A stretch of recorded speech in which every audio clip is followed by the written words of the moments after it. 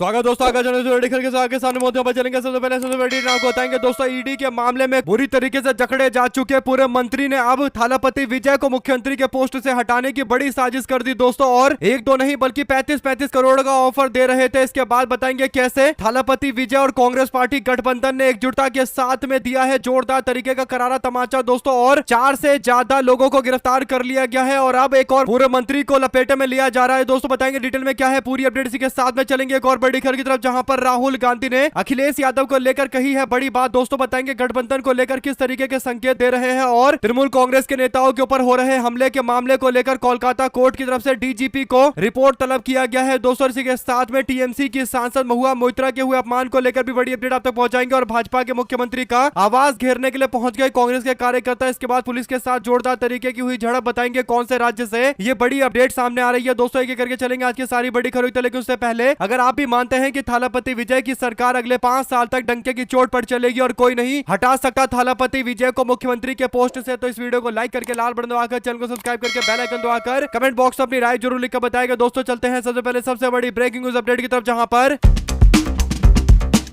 तमिलनाडु में जैसे तैसे थालापति विजय को सरकार से हटाने की पूरी साजिश चल रही है दोस्तों। और दिल्ली में बैठे लोग थालापति विजय को हटाकर जैसे तैसे तमिलनाडु की राजनीति को कंट्रोल करना चाहते हैं दोस्तों। यानी एआईएडीएमके की सरकार बन जाए तो दिल्ली वालों को पूरी तरीके से संतुष्टि मिलेगा। और यही बड़ा कारण है कि थालापति विजय के खिलाफ चल रही बड़ी साजिश में एक और नया मामला सामने आया है दोस्तों, जहां पर 35-35 करोड़ रुपए विधायकों को देकर उनसे पलटी मारने के लिए, यानी थालापति विजय की पार्टी के विधायकों से कहा जा रहा था कि 35-35 करोड़ रुपए ले लो और पार्टी से या तो इस्तीफा दे दो या फिर विधानसभा के अंदर सरकार के खिलाफ अविश्वास का प्रस्ताव आएगा उस पर, यानी प्रस्ताव के खिलाफ वोट डाल दो, सरकार के खिलाफ वोट डाल दो। और 35 करोड़ का ये ऑफर 15 विधायकों को दिया गया दोस्तों। इस मामले पर टीवीके के विधायक एनएलए राजा ने पूरे सबूत के साथ में मामला दर्ज करवाया दोस्तों। इसके बाद कार्रवाई करते हुए 4 लोगों को अब तक गिरफ्तार किया गया है, जिसमें ये सारे के सारे उस पूर्व मंत्री के करीबी हैं दोस्तों, जिसके ऊपर ईडी का मामला चल रहा है, मुकदमा चल रहा है। ईडी ने सेंथिल बालाजी के ऊपर 2 मामले दर्ज किए थे दोस्तों। एक तो ट्रांसफार्मर के खरीद में किए गए घोटाले का, दूसरा जॉब फॉर मनी का घोटाला, यानी पैसे देकर सरकारी नौकरियां बेची गई दोस्तों। इन मामले को लेकर सेंथिल बालाजी 15 महीने जेल में रहे। उसके बाद अब ये जेल से जब बाहर निकले हैं तो दूसरे मामले पर भी इनके खिलाफ कार्रवाई को लेकर राज्य सरकार ने मंजूरी दे दी है दोस्तों। इसके बाद अब ये थालापति विजय की सरकार गिराने के पीछे लगे हुए हैं। और ऐसे में ईडी का मामला अगर किसी व्यक्ति पर चलता है और राज्य में अगर वो सरकार गिराने की कोशिश कर रहा है तो आप लोग समझ सकते हैं दोस्तों कि ऐसा पहले भी हो चुका है। और पहले नेताओं को ईडी के मामले में फंसाया जाता है और वो नेता फिर दूसरी पार्टी को कमजोर करती है ताकि दिल्ली में बैठी पार्टी अपना पैर जमा पाए। ऐसे में अगर आप भी मानते हैं कि ईडी के मामले की चपेट में आए हुए सेंथिल बालाजी जरूर दिल्ली के इशारे पर काम कर रहे हैं, लेकिन थालापति विजय ने एकदम सही एक्शन लिया है, तो लिखकर जरूर बताएगा दोस्तों। और मामला यही नहीं रुकता, कांग्रेस पार्टी ने इंडिया गठबंधन की बैठक अचानक से तमिलनाडु में बुला ली दोस्तों। और इसके बाद एकजुटता दिखाते हुए थालापति विजय को पूरी तरीके से समर्थन किया गया। जो बड़ी अपडेट आ रही है वो ये कि शाम होते होते तमिलनाडु के अंदर इंडिया गठबंधन की बैठक बुलाई गई दोस्तों। इस बैठक में कांग्रेस पार्टी, थालापति विजय की पार्टी यानी टीवीके पार्टी, लेफ्ट पार्टियां और वीसीके पार्टी एकजुट रही। सबने इकट्ठा होकर एक दूसरे का अभिवादन करते हुए इंडिया गठबंधन में एकजुटता दिखाते हुए कह दिया कि हम सब लोग इंडिया गठबंधन का हिस्सा है और थालापति विजय की सरकार पूरी तरीके से स्थिर है। और जो लोग 15 विधायकों को तोड़कर थालापति विजय को मुख्यमंत्री के पोस्ट से हटाने की साजिश कर रहे हैं, उनके लिए यह तस्वीर है कि वो तस्वीरें देखें कि इंडिया गठबंधन कितना एकजुट है। वीसीके पार्टी के 2, लेफ्ट पार्टी के 4, थालापति विजय के 107 और कांग्रेस के 5 जाकर आंकड़ा 118 प्लस हो जाता है दोस्तों। और मुस्लिम लीग ने भी अपना समर्थन थालापति विजय को किया है। तो ऐसे में थालापति विजय के पास पूरी तरीके से बहुमत का आंकड़ा है और एआईएडीएमके को पहले से ही बैकफुट पर धकेला गया है दोस्तों। ऐसे में अगर आप भी मानते हैं कि बात एकदम सही है और इंडिया गठबंधन पूरी तरीके से थालापति विजय के साथ में डंके की चोट पर खड़ा है और इंडिया गठबंधन की मजबूती ये बताती है कि थालापति विजय अगले 5 साल तक सरकार चलाएंगे। इसके लिए चाहे जो भी प्रयास करता रहे, दिल्ली में बैठकर कुछ साजिश करते रहे या फिर ईडी का इस्तेमाल करके किसी बड़े नेता को पकड़कर उससे पैसे के लेन देन के खेल के साथ सरकार पलटने की कोशिश करता रहे, लेकिन अंततोगत्वा सच्चाई यह है कि आम जनता ने थालापति विजय को मुख्यमंत्री बनाया है और थालापति विजय ही सरकार चलाएंगे। और डंके की चोट पर 39 के 39 लोकसभा के सांसद और 18 राज्यसभा के सांसद इंडिया गठबंधन के साथ खड़े नजर आएंगे। आप लोग की क्या राय है दोस्तों? अगर आप भी मानते हैं कि तमिलनाडु मतलब इंडिया गठबंधन की सरकार, इसके सिवा कुछ और कोई सोच भी नहीं सकता, तो अपनी राय जरूर लिख कर बताएगा। साथ साथ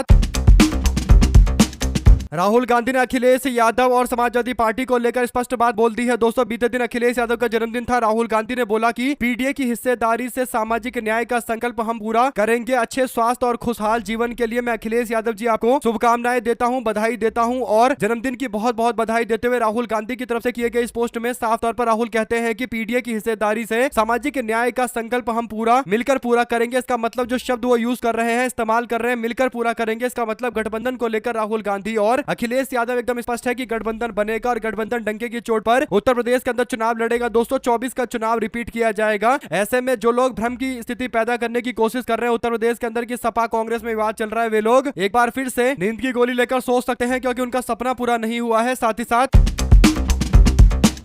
तृणमूल कांग्रेस के नेताओं पर हो रहे हमले के मामले को लेकर पश्चिम बंगाल में लोकतंत्र की व्यवस्था के खिलाफ हो रहे काम पर मामला पहुंचा हाईकोर्ट। दोस्तों कोलकाता हाईकोर्ट ने इस मामले की सुनवाई करते हुए डीजीपी को रिपोर्ट तलब किया है, यानी डीजीपी से कहा है कि रिपोर्ट दो और बताओ कि कैसे विपक्ष के नेताओं के ऊपर ये हमले हो रहे हैं, ये लोकतंत्र के लिए सही नहीं है। ऐसे में कोलकाता हाईकोर्ट की तरफ से डीजीपी से रिपोर्ट मांगा गया है और ऑर्डर गाइडेंस जारी किए गए हैं कि ये जो भीड़ तंत्र पूरी तरीके से बंगाल में काम कर रही है, इस पर एक्शन लिया जाए। इससे पहले दोस्तों ममता बनर्जी की करीबी और सांसद महुआ मोइत्रा के ऊपर हमला हुआ। दोस्तों महुआ मोइत्रा एक रेस्टोरेंट के अंदर तृणमूल कांग्रेस के कार्यकर्ताओं से बातचीत कर रही थी, बैठक कर रही थी और रेस्टोरेंट के बाहर भारी संख्या में भाजपा के लोग गुंडे की टोली बनाकर आ गए। दोस्तों और गुंडों की इस टोली ने अंडे फेंक कर महुआ मोइत्रा को परेशान करने की कोशिश की। दोस्तों उनके खिड़की के ऊपर अंडे मारे गए और उन पर हमला करने की कोशिश की गई। इस मामले को लेकर लोगों ने कहा कि टीएमसी के नेताओं पर जिस तरीके से 4 मई के बाद से हमले हो रहे हैं और पुलिस प्रशासन मूक दर्शक बनकर बैठा हुआ है, क्योंकि दोस्तों महुआ मोइत्रा पर हमला हुआ तभी देखा जा सकता है कि पुलिस के लोग और सीआरपीएफ के लोग खड़े हैं दोस्तों और कोई एक्शन नहीं लिया जा रहा है। तो आपकी इस पर क्या प्रतिक्रिया है, कमेंट बॉक्स में अपनी राय जरूर लिखकर बताएगा। साथ साथ चलते हैं एक और बड़ी अपडेट की तरफ, जहां पर कांग्रेस पार्टी ने आखिरकार पंजाब को लेकर अपने नेताओं की पूरी लिस्ट जारी कर दी है। किसको क्या जिम्मेदारी दी गई है, जो बड़ी अपडेट है वो ये की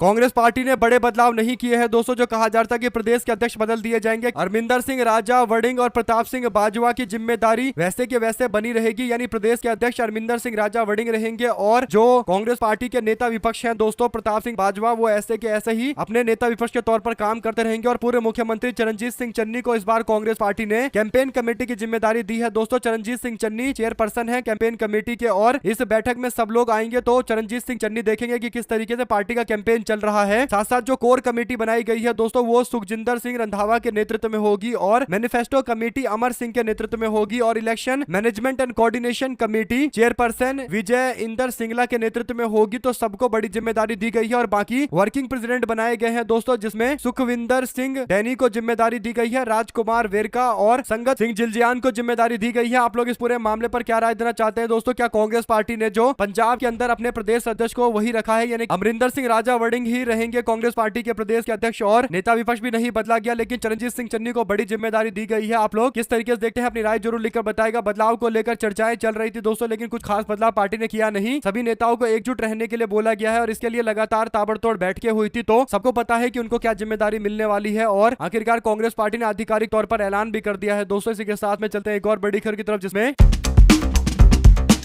मध्य प्रदेश के सिवनी के अंदर मुख्यमंत्री से मिलने की जिद पर केवलारी के विधायक रजनीश सिंह ठाकुर सहित कांग्रेस पार्टी के नेताओं की पुलिस के साथ में जमकर झड़प हो गई। दोस्तों कांग्रेस का कहना है कि वो मुख्यमंत्री के सिवनी की समस्या के लिए मुलाकात करना चाहते थे, लेकिन पुलिस ने उन्हें जाने नहीं दिया, जिसके बाद कांग्रेस पार्टी ने जमकर प्रदर्शन किया। इसके बाद पुलिस ने विधायक रजनीश सिंह ठाकुर सहित कांग्रेस पार्टी के कार्यकर्ताओं को यानी कांग्रेसियों को हिरासत में ले लिया। दोस्तों मुख्यमंत्री से मिलना चाहते थे विधायक डॉक्टर मोहन यादव बुधवार को सिवनी के धान महोत्सव और कोदो कुटकी के बोनस कार्यक्रम में शामिल होने के लिए पहुंचे थे। इस दौरान कांग्रेस पार्टी के केवलारी के विधायक रजनीश सिंह ठाकुर और कांग्रेस पार्टी के नेता मुख्यमंत्री से मिलने के लिए सिवनी की समस्या से अवगत कराने के लिए जा रहे थे, लेकिन पुलिस के साथ में जोरदार तरीके की झड़प और धक्का मुक्की देखने को मिली। दोस्तों कांग्रेस पार्टी के कार्यकर्ता और खासकर जो नेता है और जो विधायक है वो ये सुनिश्चित कर रहे हैं कि मुख्यमंत्री बीजेपी का अगर उनके क्षेत्र में दौरा पे आएगा, दौरे करने के लिए आएगा और आम जनता के बीच में आकर बड़ी बड़ी बातें करेगा, तो पहले उसको जवाब देना पड़ेगा कि उसने क्षेत्र के विकास के लिए क्या कुछ किया है। और इसीलिए जरूरी है दोस्तों दोस्तों एक विधायक की जिम्मेदारी बनती है कि अपने क्षेत्र का विकास करवाए, और इसके लिए अगर मुख्यमंत्री उसके क्षेत्र में आ रहे हैं या फिर उनके क्षेत्र की चर्चा कर रहे हैं तो विधायक की जिम्मेदारी होती है कि वहां पर वो मौजूद रहे और मुख्यमंत्री को सारी समस्याएं बताएं। हालांकि उन्होंने इस बार तो रोक दिया विधायक को, लेकिन अगली बार दूसरे तरीके से उनको मुख्यमंत्री से मुलाकात करनी पड़ेगी और अपने क्षेत्र के विकास के लिए बात करनी पड़ेगी। ऐसे में दोस्तों मोहन यादव पहले से ही कटघरे में है, क्योंकि मोहन यादव पर जमीन से जुड़े कई सारे मामले सामने आए हैं और इसके बाद कांग्रेस पार्टी ने प्रदेश व्यापी आंदोलन का ऐलान भी किया है। धीरे धीरे करके मोहन यादव का विरोध कई जगह पर बढ़ता हुआ दिखाई दे सकता है। साथ ही साथ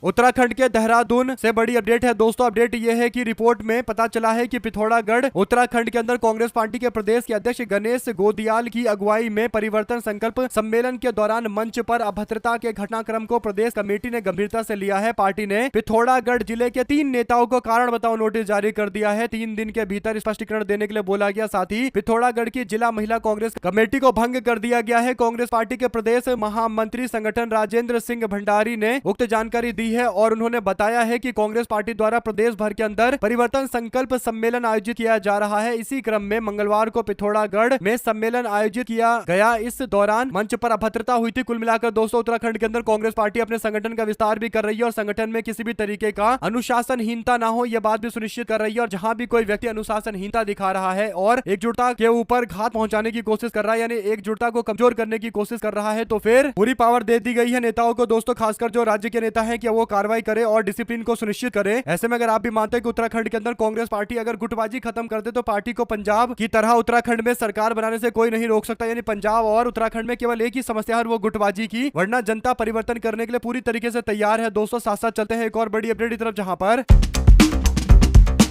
उत्तर प्रदेश के इटावा में समाजवादी पार्टी के राष्ट्रीय महासचिव राम गोपाल यादव ने आरोप लगाया कि राम मंदिर में जो घोटाला हुआ है, चंदा चोरी जो हुआ है, वो 1-2 रुपए का नहीं है बल्कि 20,000 करोड़ रुपए का है। इसमें कीमती धातुएं हैं, गहने हैं, रत्न चोरी का मामला सामने आया है और इस कांड में कई बड़े लोगों के नाम शामिल है। पत्रकारों से बात करते हुए उन्होंने कहा कि भक्तों ने हजारों करोड़ का सोना, चांदी, हीरे दान किए हुए हैं, लेकिन किसी को नहीं पता कि उस दान की गई चीज का क्या हुआ। राम गोपाल यादव ने कहा कि 20,000 करोड़ का घोटाला है जिसमें बड़े बड़े नाम शामिल है। लोगों ने करोड़ों रुपए सोना, चांदी, हीरे दान किए, लेकिन आज किसी को कुछ पता नहीं है कि ये सारे सामान है कहां। और 20,000 करोड़ के घोटाले का दावा कर रहे हैं राम गोपाल यादव। दोस्तों 25 जून को FIR दर्ज होने के बाद ये मामला और ज्यादा सवालों के घेरे में है। सपा के प्रमुख 53वां अपना जन्मदिन मना रहे थे और राम गोपाल यादव अखिलेश यादव को आशीर्वाद देते हुए, बधाई देते हुए कहते हैं कि शतायु हो, यानी 100 साल की उम्र हो। और इसके बाद उन्होंने कई सारे और सवाल खड़े किए। दोस्तों 2027 के चुनाव में भ्रष्टाचारी सरकार को हटाकर अखिलेश यादव मुख्यमंत्री बने, ये उम्मीद हम जताते हैं। और सपा के नेता की तरफ से, राम गोपाल यादव की तरफ से इस मामले को लेकर और कई सारे बड़े खुलासे आने वाले दिनों के अंदर किए जाएंगे। इस तरीके के दावे सामने आ रहे हैं दोस्तों। साथ ही साथ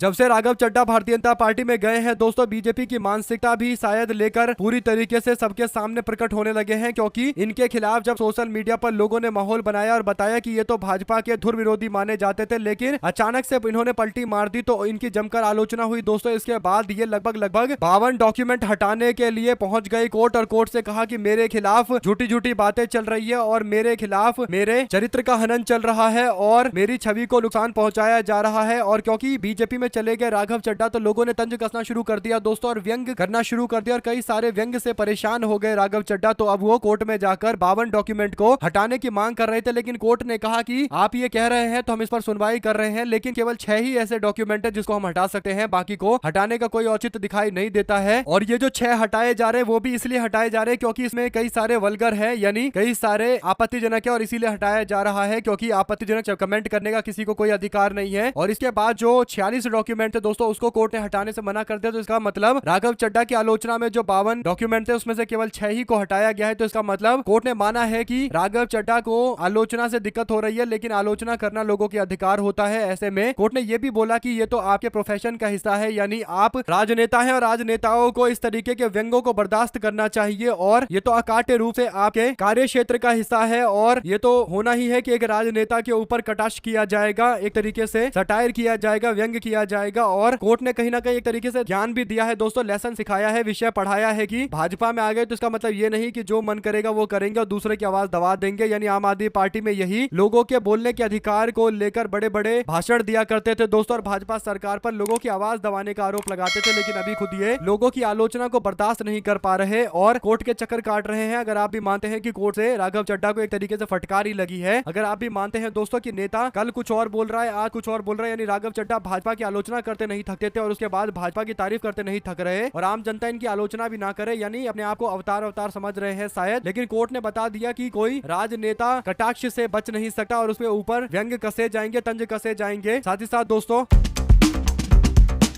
तृणमूल कांग्रेस के सांसद अभिषेक बनर्जी ने बीजेपी सरकार के कानून व्यवस्था के पूरी तरीके से चौपट हो जाने और खासकर टीएमसी के नेताओं पर लगातार चल रहे हमले के मद्देनजर उनके सुरक्षा में सेंध के मामले को लेकर एक नंबर जारी किया है। हेल्पलाइन नंबर जारी करते हुए उन्होंने कार्यकर्ताओं से कहा कि ये नंबर है जिस पर आप मुझे फोन कर सकते हैं, संपर्क कर सकते हैं और मुझसे संपर्क करिए। एक डाके अभिषेक, यानी केवल एक फोन पर मैं आपके संपर्क में सीधा रहूंगा और आपको हर तरीके की मदद पहुंचाऊंगा। अगर भाजपा के गुंडे आपको परेशान कर रहे हैं तो मैं आपको कानूनी मदद पहुंचाऊंगा और भाजपा के गुंडागर्दी का बखूबी तरीके से किया जाएगा सामना। वहीं पर संसद के मानसून सत्र को लेकर बड़ी अपडेट यह है दोस्तों कि 20 जुलाई से लेकर 13 अगस्त तक मानसून का संसद का सत्र शुरू होने जा रहा है। इस बार एक प्रस्ताव संसदीय मामलों की कमेटी के सामने रखा गया है। माना जा रहा है कि मानसून सत्र में बीजेपी की अगुवाई वाले एनडीए गठबंधन और कांग्रेस के नेतृत्व वाले इंडिया गठबंधन के बीच में जोरदार तरीके का संघर्ष होगा दोस्तों। ऐसे में मानसून सत्र के दौरान इंडिया ब्लॉक की तरफ से जो मुद्दे उठाए जाएंगे उसमें विपक्ष के द्वारा 33% महिला आरक्षण बिल को लेकर भाजपा के द्वारा की जा रही आनाकानी और टालमटोल करने की कोशिश, दूसरा नीट पेपर लीक का मामला और तृणमूल कांग्रेस और शिवसेना से हाल ही में हुए दल बदल के मामले को लेकर भी जोर शोर से आगे बढ़ा जाएगा दोस्तों। खास तौर पर नीट पेपर लीक का मुद्दा सबसे आगे रखा जाएगा और राहुल गांधी ने युवाओं को लेकर जो कैंपेन शुरू किया हुआ है, यानी छात्रों की गूंज नाम से कैंपेन अभियान चल रहा है, इसका मतलब उसी दरमियान यानी अभियान के दरमियान ही संसद की कार्रवाई होगी, मानसून का सत्र होगा और देश भर के अंदर ये युवाओं का कार्यक्रम चल रहा है तो संसद में भी इसका प्रभाव देखने को मिलेगा। घूम फिरकर मामला नीट पेपर लीक और तमाम पेपर अन्य लीक के मामले को लेकर जोर शोर से उठाया जाएगा दोस्तों। अब देखते हैं 20 जुलाई से 13 अगस्त के बीच में किस तरीके का मामला सामने आता है। साथ ही साथ राम मंदिर से जुड़े कथित दान के गबन मामले में जांच कर रही विशेष जांच टीम यानी एसआईटी ने बड़ा खुलासा किया है दोस्तों। जांच में सामने आया है कि सबसे अधिक धन की कथित हेराफेरी वर्ष 2025 में कुंभ मेले के दौरान की गई, जब मंदिर में दान और चढ़ावे में भारी बढ़ोतरी देखने को मिला। पुलिस ने इस मामले में अब तक 8 आरोपियों को गिरफ्तार किया है। इसमें अविनाश शुक्ला के साथ साथ अनुकल्प और लवकुश के साथ साथ मनीष कुमार और करुणेश पांडे और रामशंकर के साथ साथ सुभाष श्रीवास्तव और रमाशंकर यादव का शामिल है दोस्तों। जांच अधिकारियों के अनुसार सबसे अधिक संपत्ति और निवेश लवकुश और अनुकुल के द्वारा किया गया है। ऐसे में बड़ी संख्या में लोगों को गिरफ्तार किया जा रहा है, लेकिन पुलिस की रिपोर्ट में और बड़े खुलासे किए गए हैं दोस्तों। नगद बरामदगी के मामले में अविनाश सीधे तौर पर शामिल बताया जा रहा है और 89 लाख रुपए बरामद किए गए हैं। अविनाश के करीबी के पास से जांच में यह भी सामने आया है कि लवकुश के घर पर 12 लाख रुपए नगद गोबर के नीचे छिपाकर रखे गए थे। आरोप में लगभग 12,000 रुपए मासिक आय के बावजूद आय से अधिक संपत्ति अर्जित कर रहे थे। उनके बैंक खातों में संभावित बेनामी संपत्ति की भी जांच शुरू कर दी गई है। इसके अलावा मनीष कुमार के घर लगभग 36 लाख रुपए और रमाशंकर के घर पर नगद मिले हैं। जेवरात और संपत्ति दस्तावेज भी बरामद किए गए हैं। तो बड़ी संख्या में दोस्तों अब ये जब्ती को लेकर कार्रवाइयां शुरू हुई है। साथ ही साथ